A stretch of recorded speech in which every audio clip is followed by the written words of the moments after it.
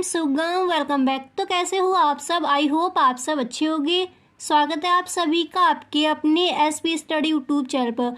तो गाइस, आज हम आपके लिए लेके आए हैं अर्थशास्त्र का पेपर, यानी 2023 के बोर्ड एग्जाम के लिए अर्थशास्त्र का पेपर आपके लिए हम लेकर आए हैं। तो 2023 के बोर्ड एग्जाम में जो क्वेश्चंस आपके आ सकते हैं वही पूरा मैंने पेपर बना दिया आपके लिए, यानी 2023 के बोर्ड एग्जाम के लिए जो भी इम्पोर्टेंट आपके क्वेश्चंस हैं वो सारे क्वेश्चंस आपको इसी वीडियो में मिलने वाले हैं। अतलग उत्तरीय प्रश्न कौन से आ सकते हैं इस बार, लघु उत्तरीय प्रश्न आपके कौन से आएंगे इस बार, और विस्तृत उत्तरीय प्रश्न कौन से आ सकते हैं, तो सारे ही क्वेश्चंस आपको इसी वीडियो में मिलने वाले हैं। ठीक है, पूरा देखिए, पूरा पेपर मैंने आपके लिए तैयार करके यहाँ पर रखा है।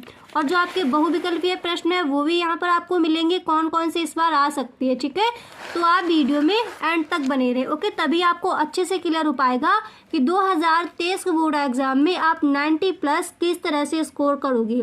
तो देखिए यहाँ पर जो आपके सबसे पहले हम देखेंगे अतिलघु उत्तरीय प्रश्न। ओके, तो यहाँ पर मैंने फर्स्ट नंबर पर रखा है अल्पकाल एवं दीर्घ काल में भेद कीजिए। ओके, ये है आपका अतिलघु उत्तरीय प्रश्न कि अल्पकाल एवं दीर्घ काल में भेद कीजिए।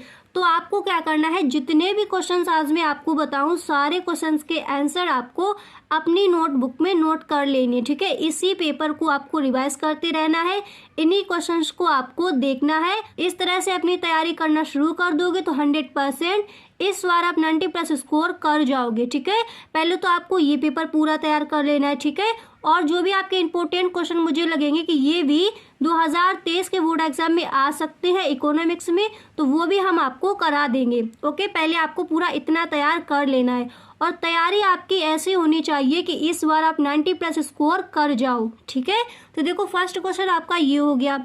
अब सेकेंड क्वेश्चन आपको तैयार करना है कि बजट रेखा को परिभाषित कीजिए। ठीक है, ये आपके अतिलघु उत्तरीय प्रश्न है। ओके, फिर देखिए जो आपका नेक्स्ट क्वेश्चन है व्यष्टि अर्थशास्त्र क्या है। ओके, व्यष्टि अर्थशास्त्र क्या है, ये क्वेश्चन कई बार पूछा गया है, आपको बहुत अच्छे से तैयार कर लेना है। ठीक है, फिर देखिए जो आपका नेक्स्ट क्वेश्चन है वो यहाँ पर दिया गया है कि उत्पादन की स्थिर लागत से क्या तात्पर्य है। उत्पादन की स्थिर लागत से क्या तात्पर्य। ओके, फिर देखिए जो आपका अगला क्वेश्चन है यहाँ पर कि पूर्ण प्रतियोगिता की कोई 3 विशेषताएं लिखिए। पूर्ण प्रतियोगिता की कोई 3 विशेषताएं लिखिए। ओके, फिर देखिए जो आपका नेक्स्ट क्वेश्चन मैंने रखा है वो है कि औसत भौतिक उत्पाद से क्या आशय है। और जो आपने कहा था कि आपको इंग्लिश के जो भी इम्पोर्टेंट क्वेश्चन है और जो भी सेंट्रल आइडिया इस बार आ सकता है वो हम आपको बता दें। ठीक है, तो उसके लिए भी मैंने पूरा आपके लिए बनाकर रख लिया, जो भी आपके इम्पोर्टेंट क्वेश्चन है, जो भी आपके लॉन्ग आंसर शॉर्ट क्वेश्चन आपके कौन से आएंगे, तो वो सारा मैंने आपके लिए लिख कर रखा है। नेक्स्ट वीडियो में वो भी आपको मिल जाएगा। ठीक है, जो आपने इंग्लिश का पूछा था वो भी आपको हम नेक्स्ट वीडियो में दे देंगे। तो पहले आपको इसको पूरा तैयार कर लेना, उसके बाद आपको इंग्लिश का जो भी मैं आपको बताऊं वो आपको तैयार करके रख लेना है। ओके, तो क्वेश्चन आपका दिया गया था औसत भौतिक उत्पाद से क्या आशय है। ओके, नेक्स्ट जो क्वेश्चन है वो मैंने यहाँ पर रखा है कि बाजार का अर्थ लिखिए। इसको भी आपको अच्छे से तैयार कर लेना है कि बाजार का अर्थ लिखिए। आपको इसमें थोड़ा थोड़ा लिखना है क्योंकि ये आपका अतिलघु उत्तरीय प्रश्न ये आपके दिए गए हैं। ठीक है, फिर देखिए जो आपका नेक्स्ट क्वेश्चन है वो मैंने यहाँ पर रखा है कि भुगतान से संतुलन से क्या तात्पर्य होता है। भुगतान से संतुलन से क्या तात्पर्य होता है। तो इतने आपको अतिलघु उत्तरीय प्रश्न तैयार कर लेने हैं। ओके, ये फिर आपके आएंगे लघु उत्तरीय प्रश्न। फिर क्या आएंगे आपके लघु उत्तरीय प्रश्न। तो देखिए लघु उत्तरीय प्रश्न जितने भी मैं इस वीडियो में आपको दे रही हूँ सारे ही आपको अच्छे से तैयार कर लेने हैं। और फिर जो भी आपके इम्पोर्टेंट मुझे लगेगा कि ये भी आपको बताना चाहिए, ये 2023 के बोर्ड एग्जाम में आ सकता है, तो वो भी मैं आपको बता दूंगी। देखिए ये मैंने बनाया है आपके लिए, ये बोर्ड एग्जाम के जो आपके पेपर हैं उनसे रिलेटेड लिए हैं कुछ क्वेश्चंस, कुछ मॉडल पेपर से भी लिए हैं, प्रीवियस ईयर क्वेश्चन भी मैंने इसमें रखे हैं। तो आपको क्या करना है, इसको एकदम से तैयार कर लेना इस पेपर को। ओके, इसी तरह का आपका 2023 में इसी तरह का आपका पेपर आएगा। ओके, फिर देखिए आपको ये लघु उत्तरीय प्रश्न में इस प्रश्न को तैयार कर लेना है कि उपयुक्त रेखा चित्र द्वारा औसत लागत और सीमांत लागत के संबंध को प्रदर्शित कीजिए। गाइस अगर आपको किसी भी क्वेश्चन का आंसर नहीं मिल रहा है, अपने आपको जैसे आपकी बुक है उसमें भी आपको नहीं मिल रहा, मॉडल पेपर में भी नहीं मिल रहा है, तो आप क्या करोगे, कमेंट बॉक्स में वही क्वेश्चन आप लिख दोगे, उसका आंसर आपको नेक्स्ट डे हम दे देंगे। किसी भी क्वेश्चन का आपको आंसर नहीं मिल रहा है तो आप कमेंट बॉक्स में दीजिएगा, ठीक है। ये जो आपका यहाँ पर नेक्स्ट क्वेश्चन है वो मैंने लिया है कि लागत फलन की संकल्पना क्या है। लागत फलन की संकल्पना क्या है, ओके, इसको भी आपको तैयार कर लेना है। फिर देखिए जो आपका अगला क्वेश्चन है वो यहाँ पर दिया गया है कि एक आगत का सीमांत उत्पाद क्या होता है, ओके। और जो आपका अगला क्वेश्चन है वो मैंने यहाँ पर रखा है कि उपभोग की सीमांत प्रवृत्ति क्या है। ये कई बार पूछा गया है, ठीक है, उपभोग की सीमांत प्रवृत्ति क्या है। और गाइस आपको इस वीडियो को ज़्यादा से ज़्यादा लोगों तक शेयर करना है, ओके। अब देखो जो आपका नेक्स्ट क्वेश्चन है वो यहाँ पर दिया गया है कि मौद्रिक प्रवाह क्या है। मौद्रिक प्रवाह क्या है, ओके। और जो अगला क्वेश्चन आपका मैंने यहाँ पर रखा है वो है कि चित्र की सहायता से नियंत्रित कीमत को समझाइए। चित्र की सहायता से नियंत्रित कीमत को समझाइए, ठीक है। फिर आपके आएंगे विस्तृत उत्तरीय प्रश्न, ओके। विस्तृत उत्तरीय प्रश्न आपको थोड़े लॉन्ग में लिखने होंगे, थोड़ा ज़्यादा लिखना होगा इसमें, ठीक है। एकदम शॉर्ट में लिखकर आप नहीं आ सकते, नहीं तो आपको इसमें फुल मार्क्स नहीं मिलेंगे, ओके। हेडिंग डालकर बहुत ही सुंदर लेख में और आपको थोड़ा बढ़ाकर लिखना है, ओके। और जैसे आप हेडिंग डालोगे तो उसमें आप 4-4, 5-5 लाइनें लिख दोगे, फिर आप नेक्स्ट हेडिंग डालोगे। इस तरह से आपको ये विस्तृत उत्तरीय प्रश्न लिखने हैं, ओके। और किसी भी क्वेश्चन का आपको आंसर नहीं मिल रहा है तो आप कमेंट बॉक्स में जरूर के आपको नेक्स्ट डे इसका सॉल्यूशन मिल जाएगा, ठीक है। फिर देखिए जो आपका मैंने अगला क्वेश्चन विस्तृत उत्तरीय प्रश्न में रखा है वो यहाँ पर है कि समग्र मांग का अर्थ एवं इसके अवयवों को संक्षेप में समझाइए, ठीक है। क्वेश्चन आपका यहाँ पर दिया गया है समग्र मांग का अर्थ एवं इसके अवयवों को संक्षेप में समझाइए। वेरी मोस्ट इंपॉर्टेंट ये क्वेश्चन है, ठीक है। 2023 के बोर्ड एग्जाम में ये आ सकता है, इसके आने की संभावना है, ओके। फिर देखिए जो आपका अगला क्वेश्चन है कि चालू खाता तथा पूंजी खाता क्या होता है, विवेचना कीजिए। चालू खाता तथा पूंजी खाता क्या होता है, विवेचना कीजिए, ओके। फिर देखिए जो आपका नेक्स्ट क्वेश्चन है कि राष्ट्रीय आय मापने की उत्पादन गणना विधि या व्यय को समझाइए। ये भी बहुत ही इंपॉर्टेंट है, वेरी मोस्ट इंपॉर्टेंट है, इसको आपको ध्यान में रखना है। इस क्वेश्चन को बहुत ही अच्छे तरह से आपको तैयार कर लेना है, या तो ये विस्तृत में आएगा, नहीं तो आपसे लघु उत्तरीय प्रश्न में पूछ लिया जाएगा कि राष्ट्रीय आय को मापने की उत्पादन गणना विधि या व्यय को समझाइए, ओके। या तो ये विस्तृत में आएगा या फिर लघु उत्तरीय प्रश्न में पूछ लिया जाता है कि राष्ट्रीय आय से आप क्या समझते हैं, राष्ट्रीय आय क्या है, इस तरह से आपसे पूछ लिया जाएगा। तो आपको इसको अच्छे से तैयार कर लेना है, ठीक है। फिर देखिए जो आपका नेक्स्ट क्वेश्चन है वो यहाँ पर दिया गया है कि समष्टि अर्थशास्त्र क्या है, इसकी विषय वस्तु की विवेचना कीजिए, ठीक है। समष्टि अर्थशास्त्र क्या है, इसकी विषय वस्तु की विवेचना कीजिए। तो आपको जो समष्टि अर्थशास्त्र है वो आपको अच्छे से पढ़ लेना है, ओके। क्योंकि अगर आपसे ये अतिलघु उत्तरीय प्रश्न में भी पूछा जा सकता है कि समष्टि अर्थशास्त्र क्या है, समष्टि अर्थशास्त्र की परिभाषा दीजिए, या फिर समष्टि अर्थशास्त्र किसे कहते हैं। इस तरह से आपसे अतिलघु उत्तरीय प्रश्न में पूछा जा सकता है। अगर आपसे विस्तृत में पूछा जाएगा तो वो इस तरह से पूछेंगे कि समष्टि अर्थशास्त्र क्या है, इसकी विषय वस्तु की विवेचना कीजिए, ओके। फिर देखिए जो आपका नेक्स्ट क्वेश्चन मैंने यहाँ पर रखा है वो है कि सार्वजनिक वस्तुएं सरकार के द्वारा ही प्रदान की जानी चाहिए, व्याख्या कीजिए। ये भी आपका 2023 के बोर्ड एग्जाम में क्वेश्चन आ सकता है, ठीक है। तो इसको भी आपको तैयार कर लेना है। अब देखिए अब आएंगे आपके बहुविकल्पीय प्रश्न, ये शुरुआत में ही पूछे जाएंगे आपसे, ठीक है।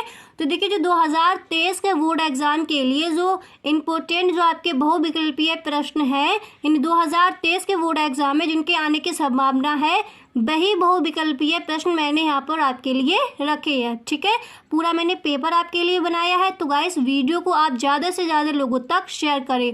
और किसी भी सब्जेक्ट में आपको कहीं पर भी कोई प्रॉब्लम आ रही है, कोई चीज़ आपको समझ नहीं आ रही, किसी क्वेश्चन का आपको आंसर नहीं मिल रहा है, या फिर आपको प्रीवियस ईयर क्वेश्चन नहीं मिल रहे हैं, तो आपको क्या करना है, जिस सब्जेक्ट में आपको कहीं पर भी दिक्कत हो आप हमें कमेंट बॉक्स में ज़रूर बताएं, ठीक है।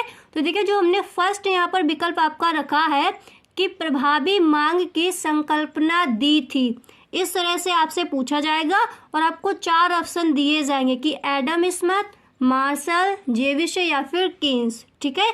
फिर देखिए जो आपका नेक्स्ट विकल्प है कि निम्नलिखित में से कौन सी समष्टि अर्थशास्त्र की विषय वस्तु है।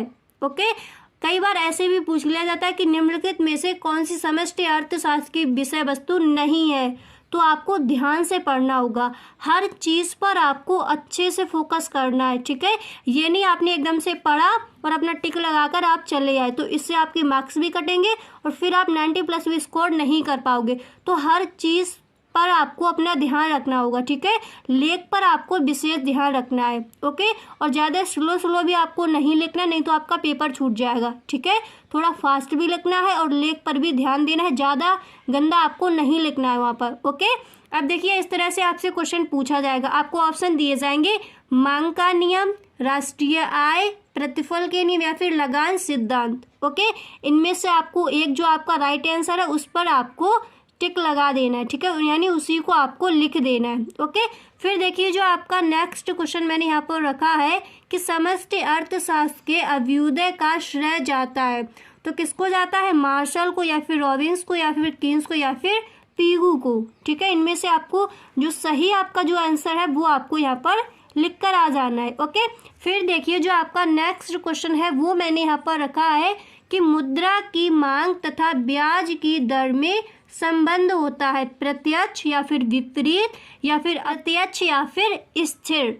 तो जो आपका सही है उस पर ही आपको टिक लगा देना है, उसी को आपको लिखकर आ जाना है। फिर देखो जो आपका नेक्स्ट क्वेश्चन मैंने यहाँ पर रखा है, विदेशी व्यापार में घाटा होता है जब आयात घटते हैं या फिर निर्यात घटती है या फिर आयात निर्यात कम होता है या फिर निर्यात आयात से कम होता है, यानी विदेशी व्यापार में घाटा होता है कब होता है। ये आपको 4 ऑप्शन दिए जाएंगे, जो सही है उसको आपको लिख देना है। फिर देखिए जो आपका हमने नेक्स्ट जो विकल्प लिया है वो यहाँ पर दिया गया है कि नगद कोष अनुपात का निर्धारण किया जाता है सरकार द्वारा या फिर व्यापारिक बैंकों द्वारा या फिर केंद्रीय बैंक द्वारा या फिर इन सभी के द्वारा। इस तरह से आपको विकल्प दिए जाएंगे। फिर आपका जो नेक्स्ट है वो मैंने यहाँ पर लिया है केंद्रीय बैंक की नीति कहलाती है, केंद्रीय बैंक की नीति कहलाती है, बहुत ही इंपॉर्टेंट है, कई बार ये पूछा गया, ठीक है। तो इसको आपको तैयार कर लेना है, राजकोषीय नीति या फिर मौद्रिक नीति या फिर विदेशी विनिमय नीति या फिर व्यापार नीति, ठीक है। इस तरह से आपको वहाँ पर ऑप्शन मिलेंगे, ओके। फिर देखिए जो आपका नेक्स्ट है वो है दीर्घ काल में उत्पादन के कितने साधन स्थिर होते हैं। तो यहाँ पर देखिए कम से कम 1 या फिर 2 या फिर कोई नहीं या फिर सभी। तो जो सही है वो आपको लिख देना है। अगर ये भी आपको कहीं नहीं मिल रहा है तो आप हमें कमेंट बॉक्स में बताएं। नेक्स्ट वीडियो में जो हमने बहुविकल्पीय प्रश्न रखे हैं इनके सबके आंसर आपको मिल जाएंगे, ठीक है। अगर आपको मिल जाते हैं तो आप लिख लीजिए, अगर आपको नहीं समझ आ रही हैं तो आप हमें कमेंट बॉक्स में ज़रूर बताएं, ओके। फिर देखिए जो हमने नेक्स्ट क्वेश्चन यहाँ पर लिया वो है निम्नलिखित में से किसे पूंजीगत वस्तुओं में सम्मिलित किया जाता है। पूंजीगत वस्तुओं में टेलीविजन सेट या फिर स्टील की चादर, चाय पत्ती या फिर उपकरण। जो आपका राइट आंसर है उसको आपको लिखकर आना है, ठीक है। तो ये आपके जो बहुविकल्पीय प्रश्न है इनको आपको अच्छे से तैयार कर लेना है। तो गाइस आज के लिए बस इतना ही, मिलते हैं नेक्स्ट वीडियो में। और जो आपने इंग्लिश के जो आपने इम्पोर्टेंट आपने कहा था कि जो सेंट्रल आइडिया है वो आपको बता दिए जाए और जो आपके इम्पोर्टेंट क्वेश्चंस है वो आपको बता दिए जाए, तो वो आपको नेक्स्ट वीडियो में मिल जाएंगे। और कहीं पर भी आपको किसी भी सब्जेक्ट में कहीं पर भी कोई दिक्कत आ रही है तो आप कमेंट बॉक्स में ज़रूर बताएं। और आपको भी एक वादा करना है कि इस बार आपको 90+ स्कोर करना ही है। उसी तरह आपको अपनी तैयारी करनी होगी कि इस बार 90+ स्कोर करना है तो करना है, ओके। आप अपनी तैयारी में लगे रहिए, ज़्यादा टाइम आपके पास नहीं है। आपको क्या करना है, अब फोकस अपनी स्टडी पर ही करना होगा, ओके। जो अपना टाइम वेस्ट करते हो अब आपको बिल्कुल भी टाइम वेस्ट नहीं करना है, ठीक है। आप अपनी स्टडी कीजिए, अब इस बार आप 90+ स्कोर करके ही रहिए, ओके। Thanks for watching.